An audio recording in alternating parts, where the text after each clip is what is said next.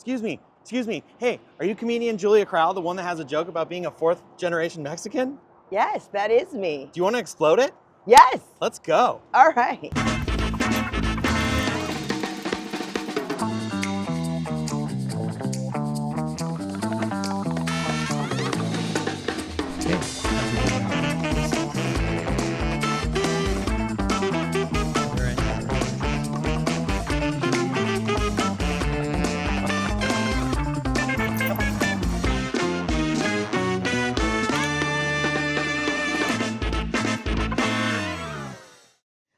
You guys, I'm turning 40 this year. Oof, I didn't want it to happen. Also, if you're not close to 40, heads up, your body's gonna change in ways you don't expect. You guys, I woke up this month with a pot belly, with whiskers, with thinning hair. You guys, I'm turning into Danny DeVito. You're shocked, I'm shocked. I'm Latina, I'm Mexican. I thought I was gonna grow up to be Selena. Bad news, I'm not. Growing up to Yolanda. Her murderer. That's a funny joke. If you're not laughing, Google that. Google, that is a killer, literally. I've been telling that joke a lot, and I had this dormant memory. So when Selena died, my grandma was still alive, and all her little fucking old lady friends got together, and they're all crying. My grandma had no idea who Selena was. But she was an Aries. She's like, I can't be out-topped. Our whole house became a Selena shrine. It was like crazy. You'd be like, Grandma, this is insane. You can't even name one of her songs. Like, that's what keeping up with the Jones is like for being a little Mexican woman who has a greater shrine to a dead Mexican, right? She did. And then she would gaslight you if you told her wrong. It is hard being a Mexican in Portland because I'm officially a BIPOC. I didn't know what that was. I grew up with all brown people. Move up here, they're like, hey, brownie. And I'm fourth generation Mexican, and a lot of people don't know what that is because we're just American by that point. Just flat out. And I always thought I was raised authentic Mexican, but I realized it was just my third generation mom making up batshit crazy things. Her idea of being Mexican was serape blankets at the beach and saying burrito at Taco Bell. Which makes half of you Mexican in this crowd officially. But she would tell me crazy shit. She would be like, don't ever date another Mexican because they're probably related to you. And also only white people poop in public. This is crazy. This is batshit crazy. And for the past 30 years, I've been walking around constipated. And my sex life looks like the end credits of a Woody Allen film. Too many white guys, right? Or not enough. It depends. What is it? It's a disposable, it's like a digital disposable camera. Oh, I love that. It's called a Camp Snap. And there's no screen on it. It just tells you how many pictures you've taken. I hate the sound on it. That's the only thing. But you don't know what they look like until afterwards. So I'll take pictures and I'm just I have no idea what they are. Like a real digital. Yeah. And then you put them on your computer and you can put 2000 on here, but it's a really fun way. Cause I love doing photography or taking pictures, but for me, it's mostly about capturing the moments. And I hate when I'm and if you have a big camera, people look different. They act different. But when you just snap pictures like this of with this camera, it's it makes a stupid noise. It's my only. But they're sometimes they're blurry. They're sometimes out of focus. But I don't even look. I guess the original used to click. Right? And go. It would and then you would slide it. Mm-hmm. And that's how I used to. That's how I got into photography. So it's this cool thing. And then I have referred so many people to buying these by taking pictures and sending them to them. I was like, hey, can I get a referral link? So if you go to campsnap.com and use referral code SkateCub, you can get $5 off. Skate Cub. Yeah, my old Instagram handle is what I used for the code. It's a good handle. You can't let it die. No, I know. I was a little bummed giving it up and switching over to Bjorn RG comedy on Instagram, but did you know the Mex and PDX, which is my Instagram, was my pre-comedy? Ooh, okay. You had the branding. It was Julia Snapping was the original one. Okay. And then about 12 years ago, I was like, I sent a group chat. I said, I need a clever Instagram handle. And my friend at the time was like, the Mexican PDX. And I was like, yes. And now it's become like this marketing thing. Oh, that's awesome. Yeah.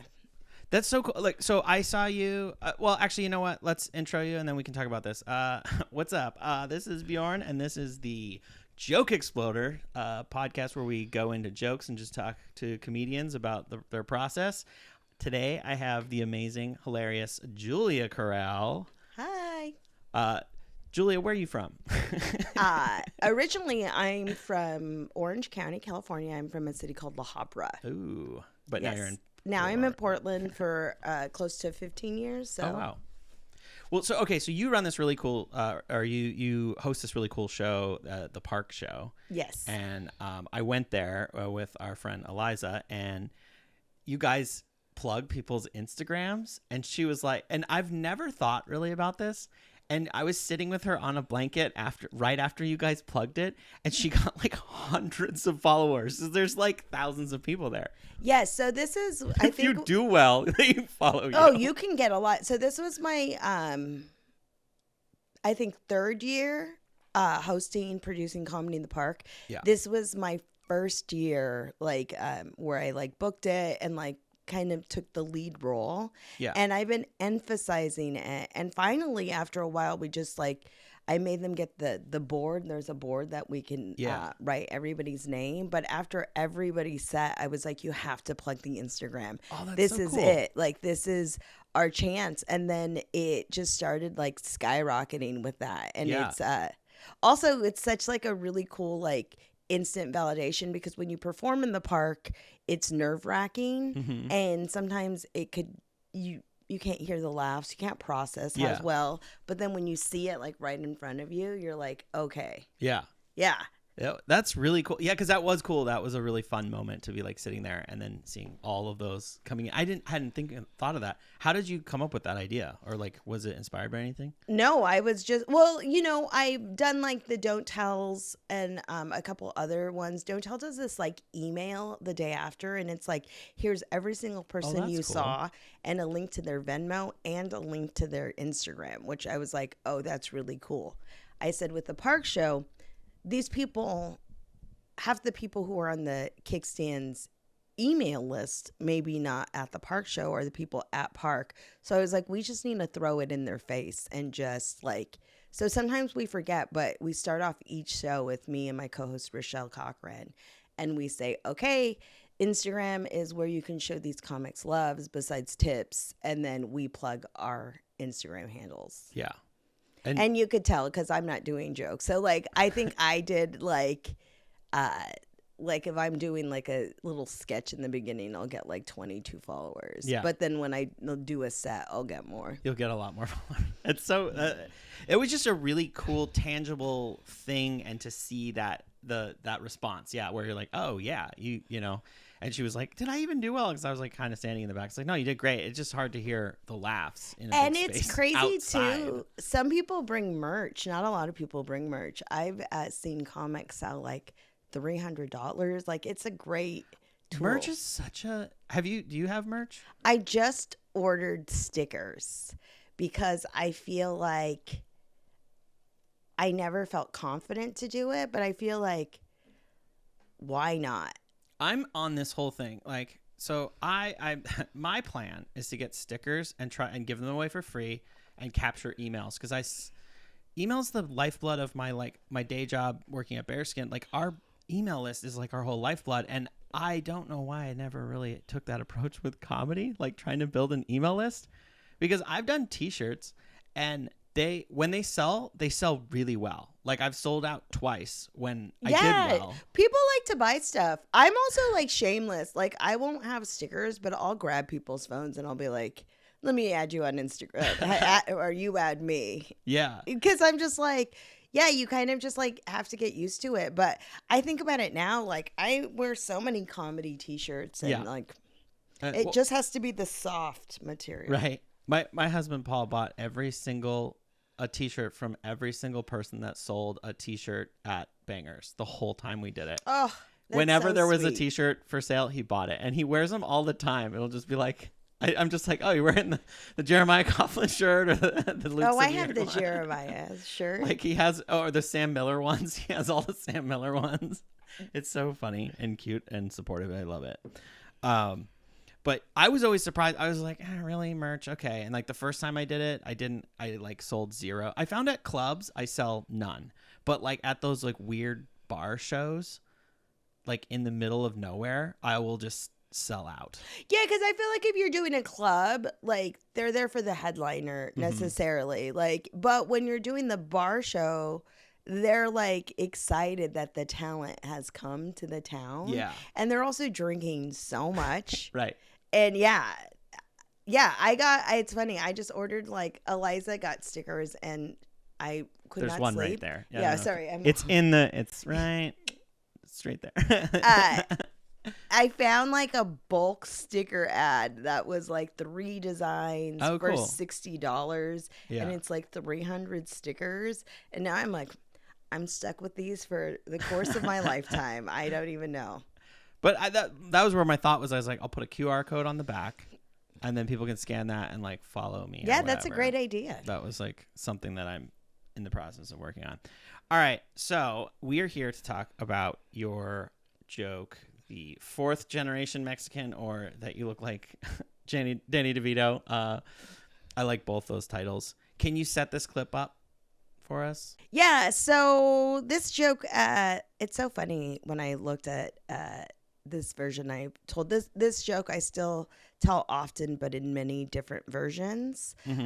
This is my version, I would say, of an I look like joke.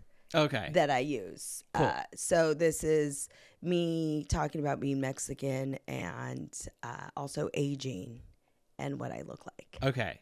Was there anything that like inspired this joke originally? So there was like I said, this joke in general like evolves, but I am newly sober. But when I wasn't, my husband has a lot of brothers. Yeah. And they used to all say that I acted like, they used to call me Frank from It's Always From It's Sunny. Always Sunny. And they said that I acted and looked like Danny DeVito when I was drunk. And so, how did you feel about that? Like, what was your opinion? Were you like, yeah? Yeah, I mean, that's or the were thing. you like, hey? I mean, I think in the realm of like picking that show, when you have to pick a character, that's like the most obvious. Does that make sense? So in that joke, like I will say one time I used to love Ugly Betty, and the guy who played her dad, he's this Mexican actor. He was on Cheech and Chong. He came to my Nordstrom and I was selling him shoes for Christmas for somebody. And I said, I just want to let you know that I really like Ugly Betty. It inspired me. And he's like, you look just like her. And that one hurt. That one was like that, because I know I don't look like Danny DeVito. Like I know it's kind of silly, but it's that kind of one's like, silly. It doesn't hurt as much. you're like, And then ugly's in the name. I was like, oh, That's- poor America Ferrera. I mean, it was an insult to both of us. That's so funny. All right, I'm gonna play the joke, and if there's at any point, just like pause it as much as you want. Just hit the space bar. So. Oh, you guys, I'm turning 40 this year. Oof, I didn't want it to happen. Also, if you're not close to 40, heads up, your body's going to change in ways you don't expect. You guys, I woke up this month with a pot belly, with whiskers, with thinning hair. You guys, I'm turning into Danny DeVito. Oh, I was pushing the wrong button. Yeah, no worries. So it's so funny. I don't have this here anymore. I'm looking at it. This joke originally started when I was diagnosed with polycystic ovarian syndrome. Okay. It's PCOS. What it is my uterus has a bunch of like cysts all over it. This is something that Fun. all women, 1 in 10 women have this. Okay. This is something that is not studied, but it is starting. We study now. Thank God for TikTok. There's doctors everywhere. It's like helps. But before I started comedy, I had been thinner and I had clear skin and I had really long hair. Okay. And then during the first year of comedy, my hair started falling out, and I thought it was because I dye my hair so much. And then like I've always had a pot belly, and then it like started like growing a little bit more, and then I started getting like acne on my face. And I thought that was from the microphone and being in bars of smoke. So this whole thing, I thought that comedy was just like ravishing my body. But no, it's just my hormones were out of whack. And then I get diagnosed. No. So when I looked. Did you ever look it up? Like I didn't know what I had because when I was like young, they said that I had a lazy ovary. So I knew something was. Lazy ovary? Yes, this is a medical diagnosis. Like it's just like off doing whatever it wants to do. Yeah, because they're like. What do you do to correct is there corrective lenses for a lazy ovary? And it's awesome. You block one of them. Right? Because sometimes you don't have your period for months. So you're like, sweet. Like, Ooh, it's the lazy ovaries taking the wheel on this. Yeah, one. You're like, ooh, it's working.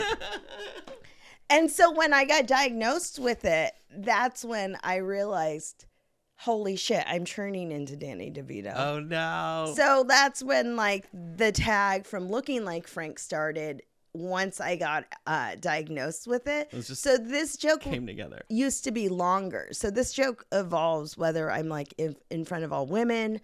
I'll say, like, I talk about Picos, and then I'll go into this joke. Oh, Sometimes I'll talk about, like, stalking my exes online. Yeah. And is that more for like a male audience or that's like a more like audience? a male audience, like so like if it's like a millennial office like audience or older, I'll talk about stalking my exes online and how the men look like shit, and then I go, wait, but when they're stalking me late at night, they're thinking, when did I fuck Danny DeVito? But in this audience particularly, this is when it's a Gen Z audience. Then I'm giving them a little lecture on aging. Oh, okay. So it's like but it all gets to the same thing. Yeah.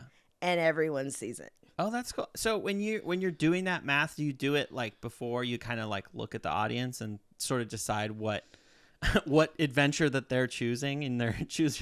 Yes, because you're kind of like, how am I going to tailor my set towards this? Because that's the thing. I'd realize that, like, I'll talk about my husband a lot, or like sex a lot, and without the fluidity, there could be some bad sets. So, like, if I have like a younger audience, then I'm going to change my jokes. I'm not going to go on the marriage route. If I have like an older audience, I'm not going to go so filthy. Okay. I'm going to talk about marriage. So I do like switch it depending on who's there, and then kind of do a filler. Do you like watch the other comics a little bit and then sort of use that, or do you just do it? No, like because I feel like sometimes I do, but like a lot of comics, especially male comics, are observational. Mm-hmm. So I don't do anything but first person. Yeah. Myself. I just talk about myself all the time. Yeah. So I do gauge the audience, but it's kind of hard when you're doing that. And also when things come out like from a man towards a woman, like I'm just automatically a little louder. Oh, really? Yeah. I can be a little more off-putting. Okay. So this joke actually puts them on my side. Like, so this is like the starting joke to be like, okay, I'm going to be a bitch my whole set, but just know the joke's on me. Just know it's like fake. Yeah. Oh, okay. I like, because I watched this before, and one of the things I love about your comedy, and I want to know if this is like intentional or not, and it's not, I'm going to preface this, it's not a backhanded compliment. Mm-hmm. I love how your style of comedy to me is like, you're like a road comic from the 90s, but you're flipping it on its head by being a woman in comedy, and I love it. Where it's like you're taking the power, and it's almost like you're lampooning that style of comedy Well, I think it's because or like parodying it in some way. So I've actually been talking about like Gen Z comedy lately because they're so cool and calm and collective. And they like, they're just like, and I'm like very aggressive. Yeah. But I think it's because the style of comedy I grew up with was 80s comedy and 90s. So the formula in my head that classic brick wall. Yes, Oh, exactly. yeah. Like it was very like, and if you think about like the stand-ups, like, you know, Roseanne was like a huge person in my family. Very controversial now. But like back in the day, like those were kind of what like you had mimicked. So of that joke structure. Mm-hmm. Oh, okay. I see that. Yeah. So when I do shorter sets, I would say it does come off more of that like setup punchline. And then like when I do the longer sets, I'll weave into the story. But I think that's just like the influence of like comedy. Also, I feel like being 41, that was kind of like the heyday of Comedy Central when it's like when they played comedy on it. Yeah. Like how MTV played music videos. Like, did you have like DirecTV? And they would just play Comedy Central Presents all day. And they would play Kids in the Hall. Oh, I love Kids in the Hall. I grew up with this. It used to be called The State on MTV, and which just changed my life when I saw that. But really? Yes, yeah, I kind of like being. Also, there is something about being 40 because now ageism's erasing itself in comedy, where you're like there are older women. And you're seeing that. Yeah. But there is this trope of like, now I'm 40. Yeah. Because it's not that old. It is pretty young. Right. And but then when you're like with all 20-year-olds, they're like, oh, gosh, you know. Yeah. I get people calling me mom because I'm like, bring a jacket to the show. It's cold, you know. Show up a little early. There, parking's difficult. You don't want to get a ticket. They're like, I'm Ubering there. But yeah, I would say there is a fine balance because sometimes, like, I have been told by some people where it does sound like I'm doing an impression of a comedian telling jokes. Okay. In the cadence that I talk. So it is a fine balance sometimes when I'm like writing jokes because I do like presenting in that format. Yeah. But I don't want people to get lost in that format. Where I'm like, not like I don't want to seem predictable because it's not always that. Does that make sense? Yeah, it does.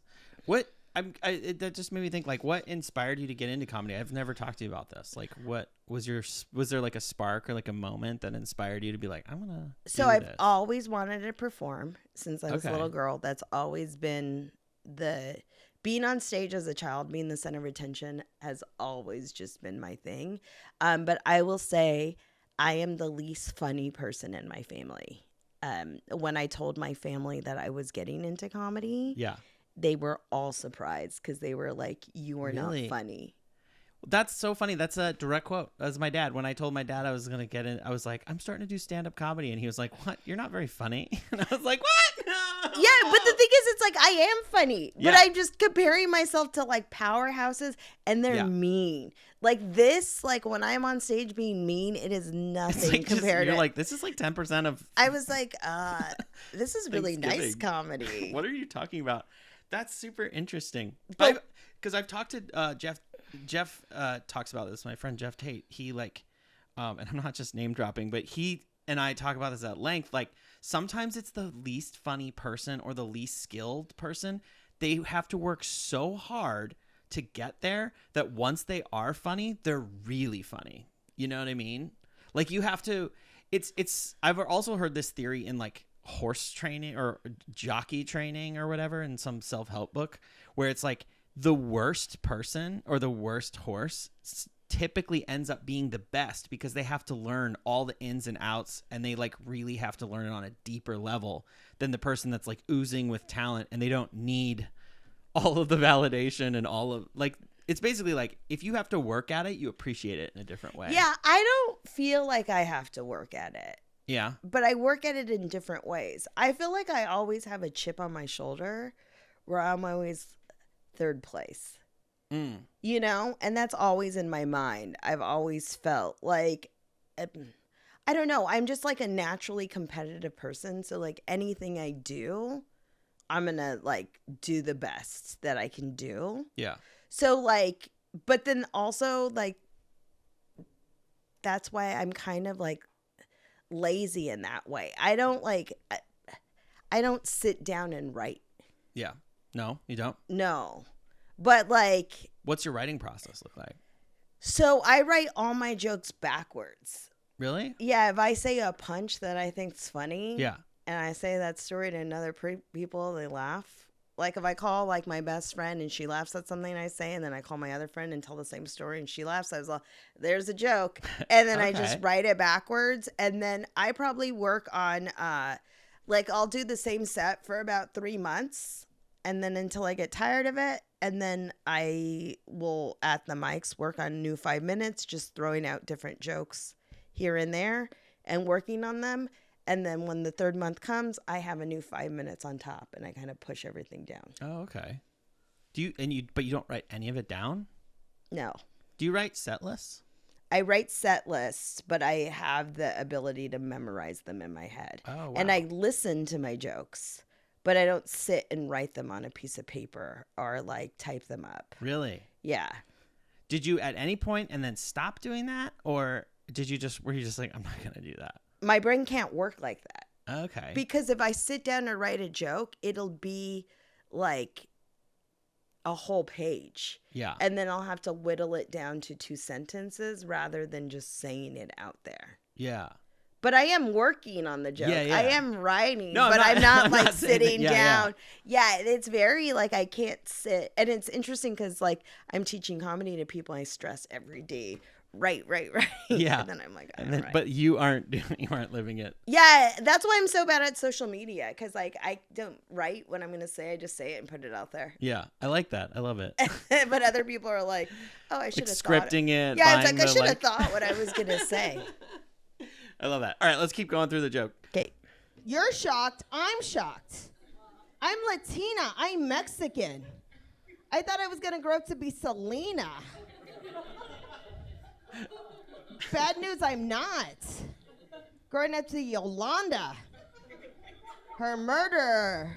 That's a funny joke. If you're not laughing, Google that. Google that is a killer, literally. I love that. So I didn't realize until the 4th time I said that's a killer that it was a pun.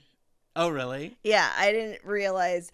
But okay, so this part of the joke, I think there's always been like there's 2 types of Mexican women type of jokes. Yeah. And Selena's like a huge role in my life. And so like I was saying like I didn't grow up, I'm not going to grow up to look like the Mexican supermodel. Like, so Yeah. I always used to say I look more like Yolanda than Selena. But this joke is so fun to do now. And it's so different in other regions where they just did a documentary. Oh, really? On Yolanda trying to Oh. get probation, which she's never going to get out. So now I don't have to explain it. Oh, that's interesting. So before, Yolanda just would be the funny word. Yeah. People would laugh. It's a great name. Like, and because then it kind of, it is like, especially like in this specific outfit and everything, it's like, yeah, you kind of do. It's one of those like weird things when you're like, oh yeah, I do kind of look like a Yolanda, not even the specific reference. Well, this is fun because this is like, I don't know if you know this, but the gay men love me. I feel like that's also like the type of humor that, like I said, I grew up watching, like very like, because my brother's gay, he's 10 years older. I was very much raised by everybody that him and his family like. When I used to do that joke in the drag shows, the gay guys would come up to me and request it. Oh, really? And they'd be like, are you going to do the Yolanda joke? Like, I will have people, this one resonates with a lot of people. It just like hits a chord When I went to Austin, it was so weird because I had to tailor myself by taking out the tag, her murderer, because they know. It's like Texas when I did it in Los Angeles. So it was like. Oh, yeah, because otherwise it's like, what's that word? Like, it's like not demeaning. It's just like talking down to the audience or whatever. Well, it's just like, no, you're like an idiot. Why are you saying that? We know. You don't it need to happened. define it. Yeah, it's just like talking about like something like talking about Ted Wheeler. You don't have to be like Portland mayor. Like in that. So. In Portland, but other places you might. Yes, in other places. So like changing that was different. That I've been able to tag this up even more, where now I go like keep drinking like I was like, pretty soon you're going to be like, holy shit, Yolanda's out on bail and she's doing comedy in Portland, and they lose it. But doing this joke specifically, this Yolanda Selena joke, one of my favorites, is so fun in other places that get it. Yeah. I did it. I did this open mic at the Mothership, Joe Rogan's club. Yep. And a girl spit out her drink. Oh, that's like the ultimate compliment. It's the ultimate compliment. And then I just got to attack her for being white, which was very fun. And then, so my family used to love Paul Rodriguez. I don't know if you know him. I know him. A lot of people don't. I was obsessed with what was it? The like Latin Kings of Comedy yes! as a kid. It's like these weird, or it's like because I love Pablo They're Francesco. all obsessed. Great. So with and his son is a famous skateboarder. Yes. But Paul a lot Rodriguez. of people don't know that. It's like a weird. Sponsored by Nike. Yeah, he's like a big deal. Like he's a big deal. Well, you know, because he's like. He's older now. Yeah. Because he's in really his 40s. Much. So he hit at a time before social media. Yeah. So when it was like big, like every skateboarding magazine, I know I had a crush on him. And he was like a cool core skater. Like he was like a cool, he wasn't a sellout like Tony Hawk or whatever, who's like, named. But a Nepo baby. Yeah. That no one talked about because no one knew. But so Paul Rodriguez used to perform at they used to have the Los Angeles County Fair, and they used to have a fiesta tent. Okay. And he would perform there. Oh, no way. And my family would go see it. And so was that the first live stand-up you've ever seen?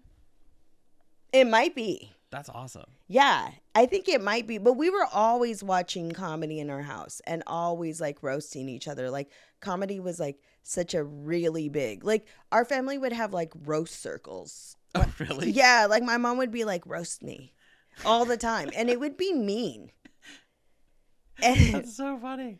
Oh, it would be so mean. That's why I say when I do roast shows, like my mom told me when I was like 12, like dead on, she was like, you are pretty, but you are makeup pretty. You need mascara. And then I was like, oh my God. And I was like, that's the meanest thing. Like, oh, you're going to call me fat? My mom said I needed makeup to be pretty. But with the Paul Rodriguez thing, when I went back to California this last time, none of my family had ever seen me do stand-up. Oh, okay. And so Paul Rodriguez has a show called Spanglish at the Long Beach Laugh Factory, and I got to perform on it. And I get to do this joke. Yeah, it was very fun to do it in a Latino room with like all my childhood family and friends. It was a full circle moment. Oh, that's so cool. How did it land?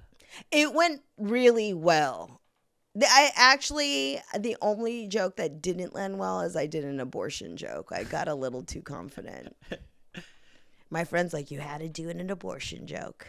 And you really forget when you're in a bubble if you do too much comedy here, or you're like, you get outside of it, and like, it's so funny. It's hilarious to me, like how Portland audiences are so different than you get like 10 feet outside of Portland. Here they're like, ah. You know what is crazy though? But when I walked off a stage and I passed Paul Rodriguez, yeah, he grabbed my arm and he said, you are a very funny lady. Oh, And I was that's like, amazing. "Ah!" That's so good. I felt validated. That is very validating. Like, and it's like a full circle moment. Oh my God, that's amazing. I'm so glad that you told that story. But let's keep going with your joke. Okay. I've been telling that joke a lot, and I had this dormant memory. Like when Selena died, my grandma was still alive, and all her little fucking old lady friends got together, and they're all crying. My grandma had no idea who Selena was. But she was an Aries. She's like, I can't be out-topped. Our whole house became a Selena shrine. It was like crazy. You'd be like, Grandma, this is insane. You can't even name one of her songs. Like, that's what keeping up with the Jones is like for being a like little Mexican woman who has a greater shrine to a dead Mexican, right? She did. And then she would gaslight you if you told her wrong. It is hard being like a Mexican. So, yeah. Is that real? That is real. And I think that's like, I don't even really tell that portion anymore. Oh, really? Yeah, that was just probably for that audience that I was feeling it. It was probably like, so yes, my grandma became obsessed with Selena. Selena dolls everywhere. My grandma's not even seen the movie. Like, she knows nothing. The same thing with this like actress Jenny Rivera, or she was a singer. Okay. She was a star on the Walk of Fame. She's like pretty big in Mexico. I was like, who the hell is this person? And then my grandma's like, my favorite. I was like, you've never once mentioned that ever. She just could not be outdone. You couldn't. Well, my grandma was Queen Bee of her circle. She was the youngest of five brothers, so she was the strongest, and she became like queen, friend, and sister-in-law. Like, my grandmother was so good at holding court. Yeah. People would drive to pick her up places and like take her, and she was so good. I drove places to pick you up. I have that ability. Today. You might have a little bit of abuela. I do have that. Also, like, she is like, so I told you my brother's gay, and in the 90s, like, she would like, his friends would be like 19, 20, like very flamboyant gay boys. They would like, you know, they would just like Latin too? Latin, white, all of it. And then my grandma would roast each of them in front of them, and they loved it. She would do their walk, their mannerisms, and like she would read them. She would read them. Exactly. I love it. That's what it is. But my grandma, like, once she had it in her head, I call it cement mixing. When somebody tells a lie so often, it's now solidified in their head. I don't know if you've ever seen it happen in real life. Like, I guess. I mean, it's happened to. I guess it's happened to me too. Yeah, when you tell a joke that you made up, and then pretty soon you start to like, if you do it too long, you start to like believe the weird story. Or more like, have you ever seen someone lying in your face and you're like, you're fucking lying to me, and then you see them continuing to lie, and then it's cement mixing in their brain. Now it's real. That's what I call cement mixing. Okay, that's a really, that's a really insightful. I like that. I like that term. I will be using it. You should, because people do it all the time, and I'm like, you're cement mixing like, right now. Yeah. I mean, I think for me, the lie that I have in my head that I've had to come to terms with is like, I think I put more work into comedy than I truly did. Like in the past, like, yes, I've done a lot, but I feel like I lie to myself that I could have gone to more open mics. Like, I could have worked harder. I could have showed up more, you know. That's a lie that coulda, shoulda, woulda? Yeah. Oh, I feel like it's a lie that I tell myself that I did show up a lot. Because I'm like, I think I'm getting some, I think I'm just, anyways, I don't know why I brought that up. I feel like for me, you should do this. This is name dropping. Dylan Carlino, Molly Callahan, especially when we used to drink. Yeah. I love that Dylan Carlino is a name drop. I'm just saying with you. I know. I'm just saying that because it's a callback to your joke. No, I was saying that with Molly, like, if all of us would have a bad night. Yeah. The next day we'd wake up and just be like, there's no bad choices. That's cool. There's no wrong choices. Yeah. No regrets. And that's how I kind of live my life. I never live in the woulda, coulda, shoulda. Oh, I try so hard. Because it doesn't do you any good. It doesn't. It doesn't. You're just like, no, every decision I made is the perfect decision. Here's for where that I time. use regret. This is my only pushback. I do like to use regret, and this is a dangerous, like, because then you're like thinking about it. But I like to use regret as my, where I should set goals. So if I regretted something, I use that as like what kind of goal I want to set. Oh, I don't do that. That's just some like crazy Bjorn No, shit. I'm a manifester. Oh, okay. I've always been a manifester. I've been going to psychics since I've been Really? in high school. And when I was 18, they told me I was born under a lucky star and I was going to live until I was 83. Okay. And I was going to have an easy life and that was going to make people very jealous of me. And you know what? I've just ran with it. Sounds accurate. I've just been like, my life Is this your comedy description? Yeah. Is this your bio? and Did she nothing. pre-write your bio? God damn. So I think from that, I've just always been like, so I do like, and I think from playing softball and stuff, like if I have a weakness, I will work on that. Oh, like, cool. Like with comedy, I track the skills like I don't have, and then I'll think about what I gained. Yeah. Oh, cool. And then I'll know when I've gained those skills, but I know where I am consistently. Like it's never like in my head, like greater. There's always like something else, the ability. I even remember the ability to acknowledge when a glass dropped during your set. You know, when you're young in comedy, new, and somebody breaks something and you just keep talking like it didn't happen. Right.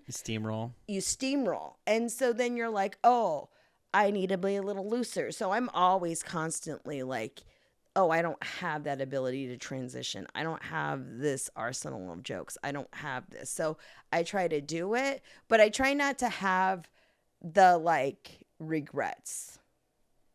Yeah. So does that make watching yourself or listening to your sets easier? You think? It does. Yeah.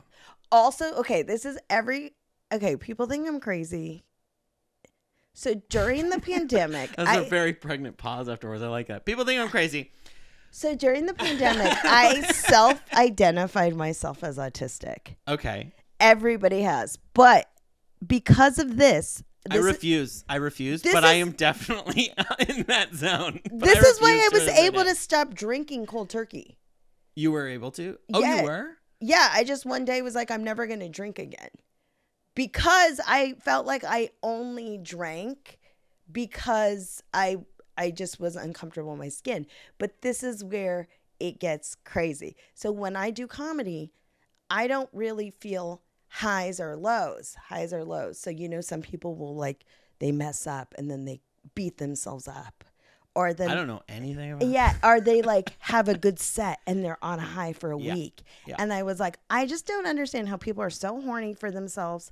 And then I realized, oh, I am the same way.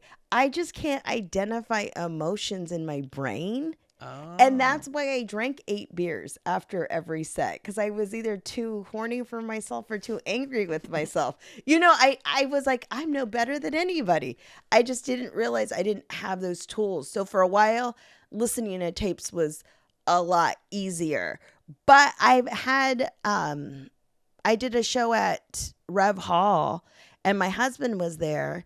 And my husband's like, well, you didn't do that good. He was like, you did okay. You didn't do the worst. You didn't do the best. Yeah. And then I was like so afraid to watch it. And then I watched it. I was like, this is a great tape. Why did I even ask him? So there are some things that like I won't want to watch for a while. Yeah. Like if it's something big where I'm like, oh, give me time. But if it's just any bar show or any bar tape immediately after my set, yeah, I will listen to it because I have to, because I don't write anything down. Right. And I have to memorize it.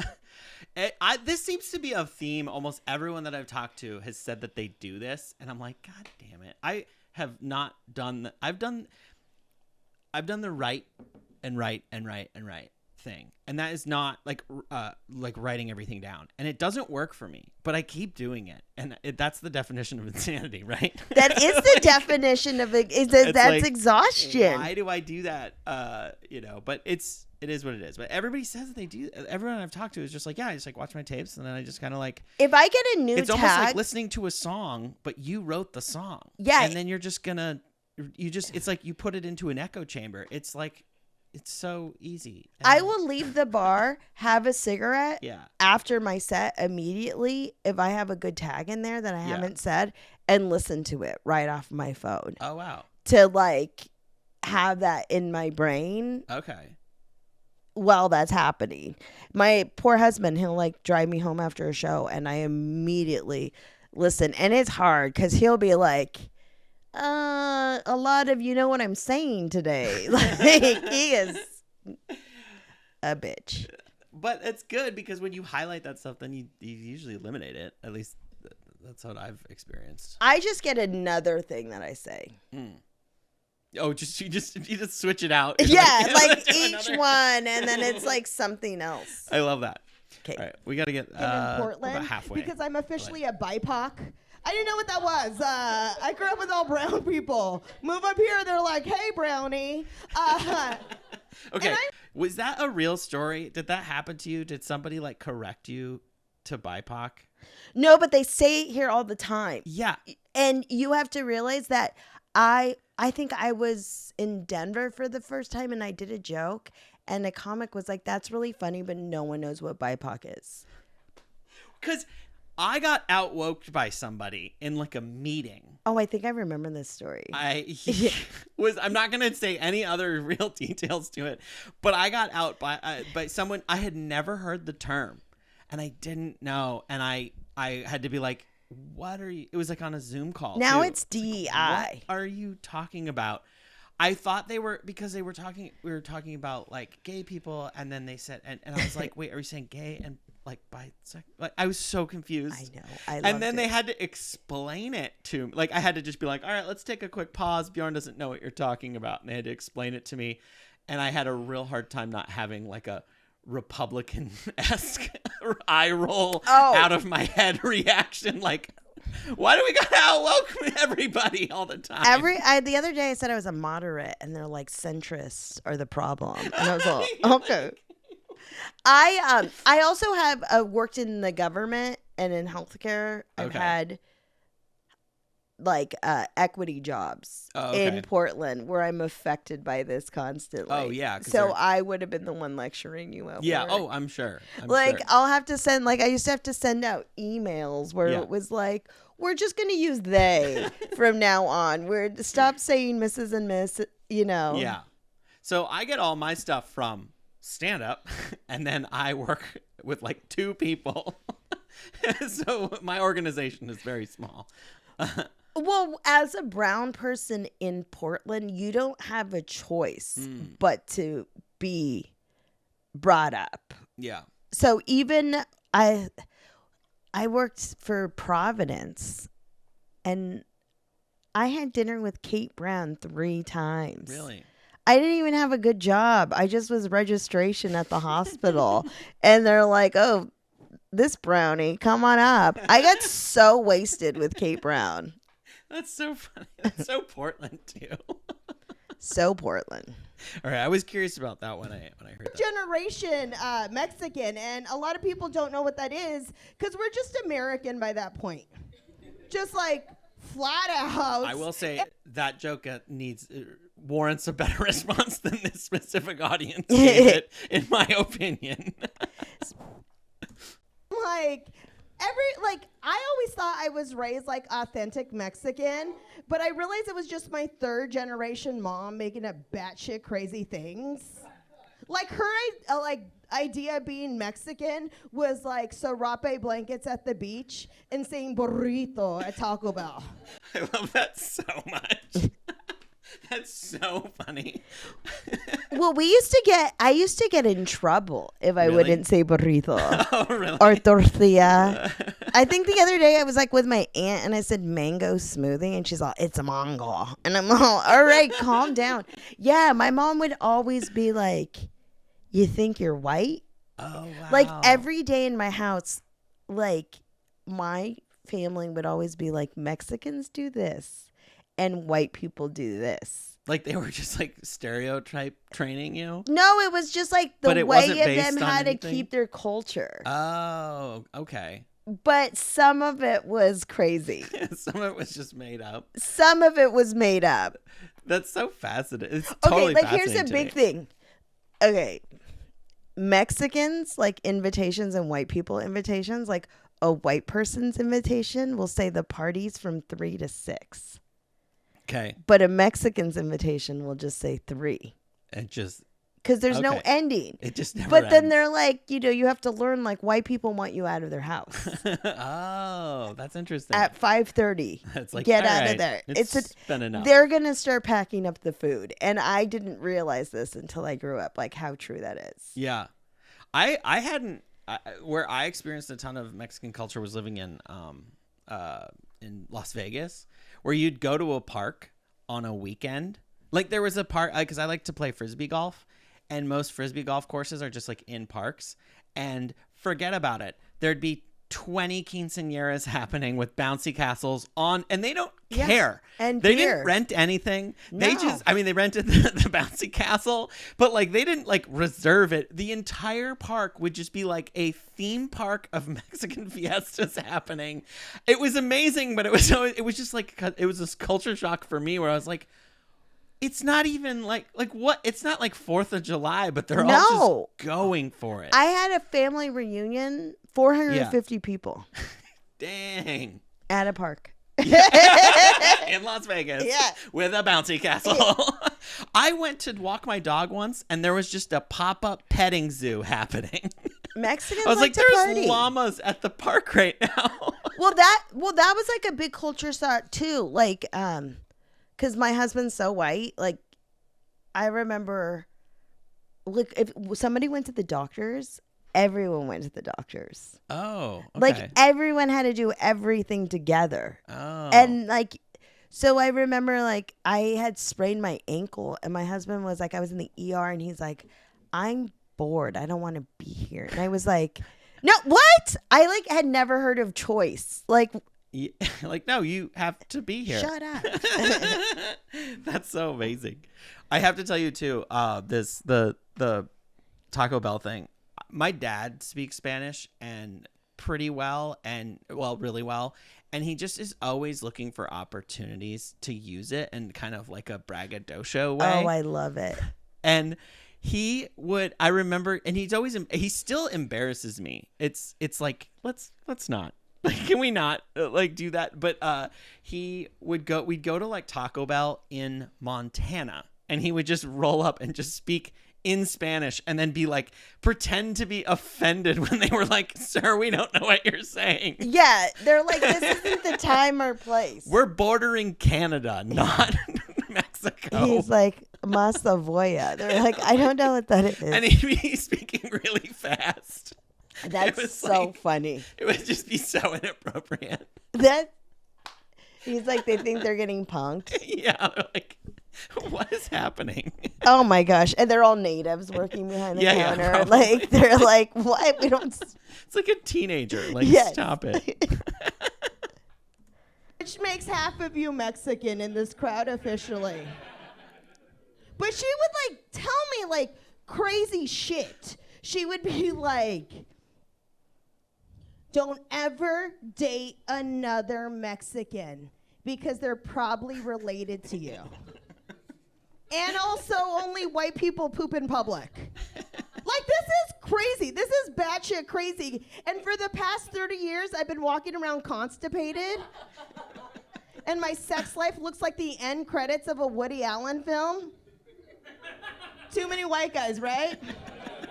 Or not enough. It depends. What side you want? That is a true story. My mom, in Yeah. the first 4 years, my mom was an almond mom. Like, have you heard of that term? I have not. She was like a severe. I didn't know what BIPOC was. So when almond mom is like on the internet, it's like when you're hungry, they're like, eat an almond for a snack. Okay. Like, always obsessed with weight. Okay. And so my mom was obsessed with like what we look like on the outside. Like I wouldn't get like grounded for something I did in school, but I would get grounded and my hair wasn't brushed. Oh, wow. Like this was like very like, so when the first 3 years of dating my my stepfather at the time, or her ex-husband, she would drive to my grandma's house 4 blocks away to poop. And she wouldn't poop in public. And she would constipate herself constantly, and then like drink this laxative tea. I know, it was wild. And then she would like, and then she told me that only white people took shits in public restrooms. Like as a little girl, like that's. It took me until I was 24 to like poop normally, and then like yeah, and then she also did. So I wasn't raised with my father in my city. Like my father's family was always in my life, but we weren't raised with them because they were like really Jehovah's Witness, and like so it was hard sometimes.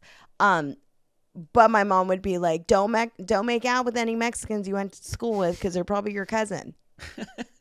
That's wild. Yeah, she's like, you're probably related. She's like, just Steer don't clear. even. Yeah, and that's probably why I'm with all these white men. Yeah, I mean, I really, once again, I felt like that this audience did not give that Woody Allen part its due, because it's funny. It is funny. Yeah, the Woody Allen, that one this joke's evolved too, because I used to talk about how, you know, when you go to brunch with your girlfriends and you write all the partners, everyone you fucked on a piece of paper. I've never done that. Oh, women do that all the time. We like write like, oh, I've had sex with all these people. And then it looked like the end credits. End credits. That's great. Have you tried any other? But get this. I was with the comic who was 24. Yeah. And he told me, because I did that joke the last time I did it, I haven't done that in a while. The last time I did that, it was in Eugene. It was all sorority people. And he said, I just want to let you know that Woody Allen reference is too old. It might be. He's like, you need to try Wes Anderson next time. I had that thought too. I know. I had that thought today. I like just now as I was watching it, I was like, oh, maybe it just needs an update to like a newer movie. It did. Yeah. Wes Anderson would be a good update. Yes, because they're like, people are like, they don't get it. They don't know what you're talking about. They're too young. Yeah. And then I was like, oh, that makes sense. Yeah. And it's like, yeah, it's kind of like it's less of a thing because I feel like they're more conscious of that now in a lot of projects. Yes, and I feel like now all we see is like an old man, like who's a pedo. Yeah. You know, like that's what the new Gen Zers see. Yeah, it's like, yeah, what is the punchline of that? But yeah, I was curious, are there any punchlines in there that you like had other versions of that like didn't work that you tried? Well, usually, so what it'll do is, like I said, after like the months of doing it, like I'll change, like now with the burrito and the serape blanket. The serape blanket I tend to use in the summertime because everyone has that Costco blanket, and I like will bring that out. But now I talk about the serape and the burrito. I talk about it's evolved into a new joke about how how people get mad at me that I don't speak Spanish. But it's not my fault. People get mad at my Filipino husband. Yes! That he doesn't speak Spanish. It's not my fault that I'm an American. But, you know, so what these jokes do, it's funny because, like, I clip them and then now they'll add on to other jokes. So, like, eventually I'll, after months of running them, I'll take the tags and then clump them onto a new bit. Oh, okay. So that's cool. That's how I end up rewriting everything or shortening them. And then that allows me to like expand them and then shorten them or like get to the part. Or if a joke's not working, then edit it to get to the punch faster. Oh, okay. That's cool. I like that.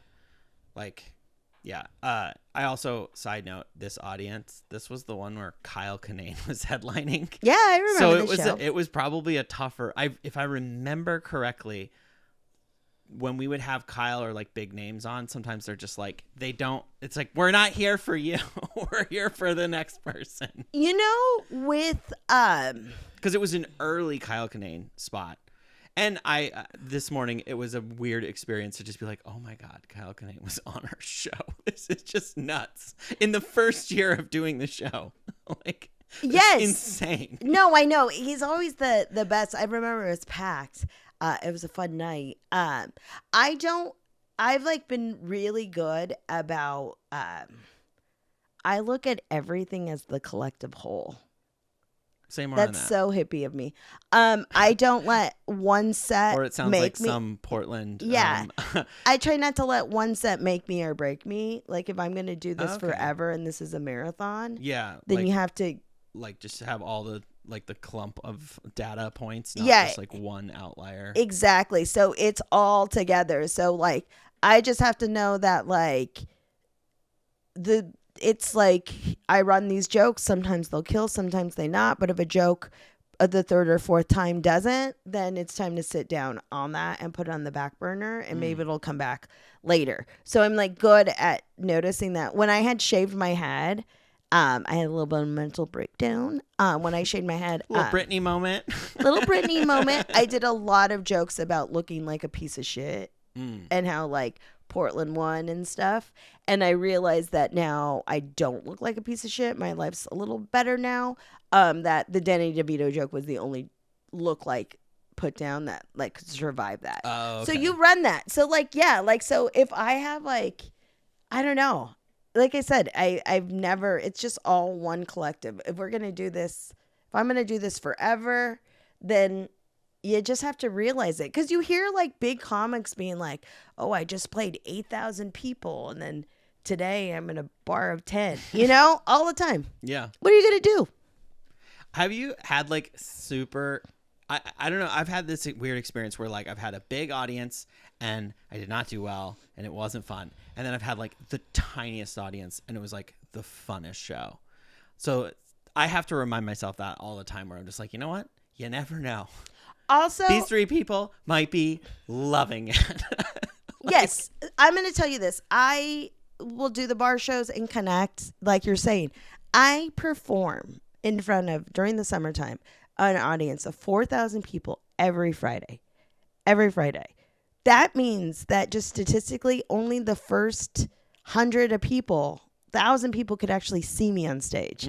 And no one else can. They can only hear this voice. That hosting this big comedy show, people will still come up to me and go, hey, have you heard of Comedy in the Park? I just went last week. I was like, I host it. I'm on stage the whole show.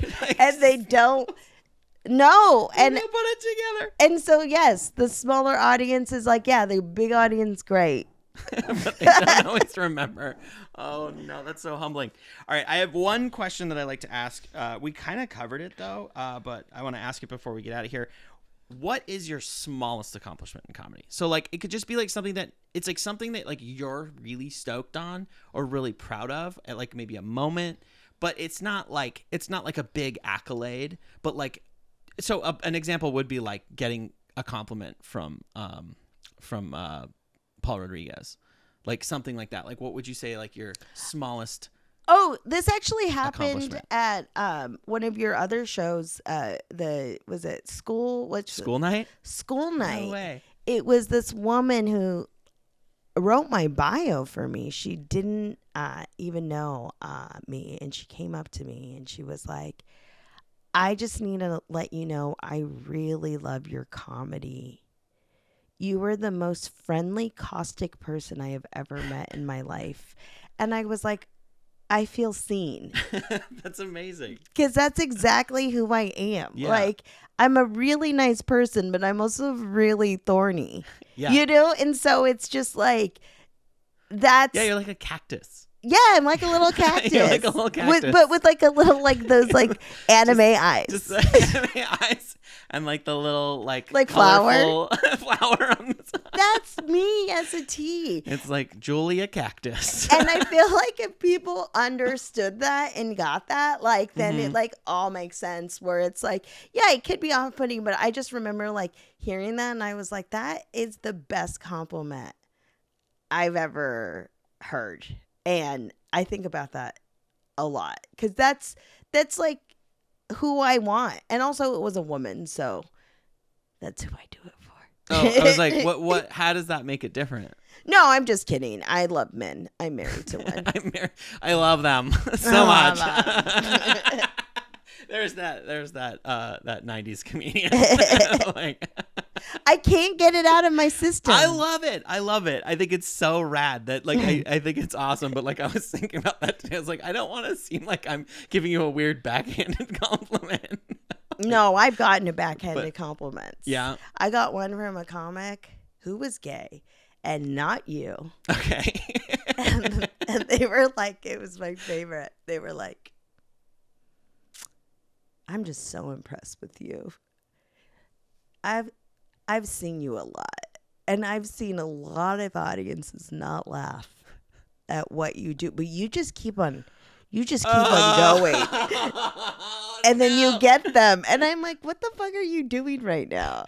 Like in my head. What? Like, oh no.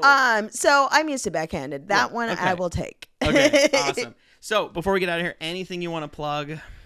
Your handles or anything? We kind of plugged them up top actually pretty well. Oh yeah, always the Mex in PDX for everything. The Mexican in the Portland airport. The Mexican in the Portland airport. I love it. Hey, this has been the Joke Exploder. I'm Bjorn RG, and if you enjoyed it, please share it with somebody else, and please like and subscribe. Follow us on YouTube, Spotify, wherever you get your podcasts. Thank you. Thank you.